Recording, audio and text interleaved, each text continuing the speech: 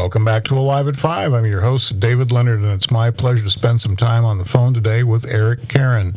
Eric is the author of a book entitled Switched On. I wanted him to come on the program and spend some time with us today discussing his book, why he decided to write this, and some of the things that he learned during an absolutely incredible career that he has had, 25 years that he spent with Homeland Security, Interpol, and the Department of the Treasury. Eric, welcome aboard. It's a pleasure to spend some time with you today. Hey, David. Thank you for having me. It's an honor to be on your show. You know, we're all faced with stresses in our lives. And as a police officer, local, state, or federal, we see the dark side of life. And, you know, it's very easy for us, because we're all human, and to go over to the dark side if you're not switched on. And it was critically important to me that I always practice these principles I speak about in Switched On every day. I mean, every day. And to this day, I practice what I preach.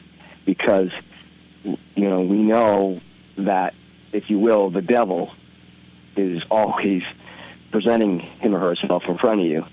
And it's critically important that you're switched on, not just at work, but in your personal life as well. So it helps you make good decisions in life. And I dedicated the book to my dad and to my twin brother who had passed in his sleep from a heart disease that he didn't know he had. And I wrote it for all men, dedicated it to all men and women of law enforcement.